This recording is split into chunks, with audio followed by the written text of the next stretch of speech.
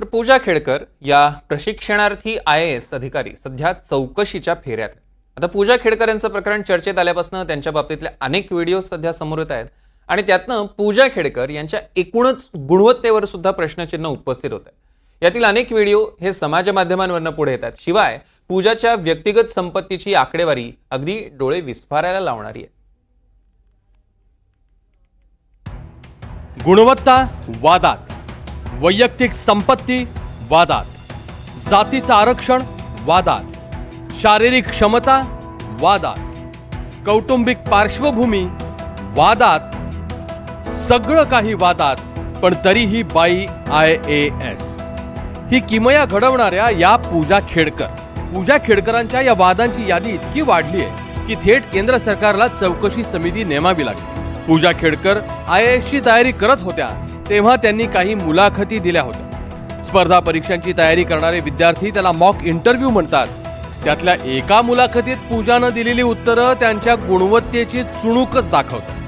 पूजा Khedkar शिक्षणानं doctor आहेत, पण वैद्यकीय क्षेत्रात भारताचं नाव उंचावणाऱ्या डॉक्टर कोटणीसांचं नाव त्यांनी ऐकलेलंही नाहीये.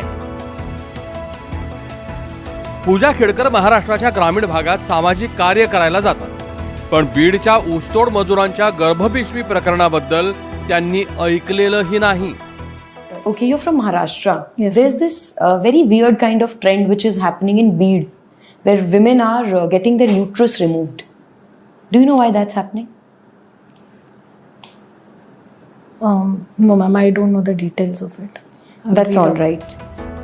आता OBC कोट्यातून नॉन क्रिमी लेअर प्रमाणपत्र मिळवणाऱ्या पूजा खेडकरांची वैयक्तिक संपत्ती किती आहे ती एकदा बघा. पूजाकडे 5 भूखंड आणि 2 अपार्टमेंट आहेत. या मालमत्तांची एकूण किंमत 22 कोटी रुपये.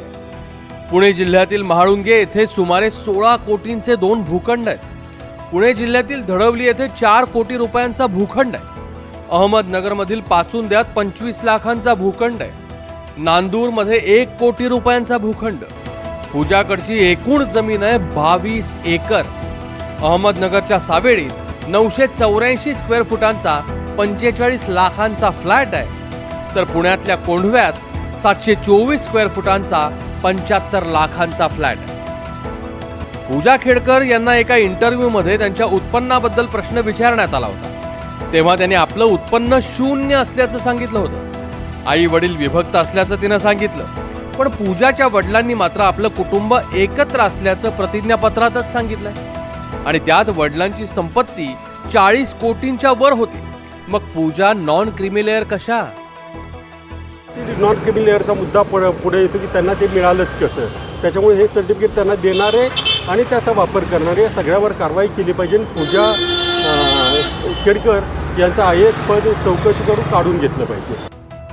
पूजा खेडकर यांनी बहुविकलांग असल्याचं सांगत परीक्षा पास केली, पण नोकरी देण्याआधी UPSCनं त्यांना विकलांगता सिद्ध करायला सांगितली. तेव्हा मात्र पूजा यांनी वैद्यकीय चाचणीसाठी हॉस्पिटलला जायचं सोडून न्यायालय गाठलं. त्यांचं प्रशिक्षण पूर्ण होत आलं, पण त्या विकलांग आहेत की नाहीत हेच माहीत नाहीये. खोटं दिव्यांगाचं सर्टिफिकेट घेतलंय.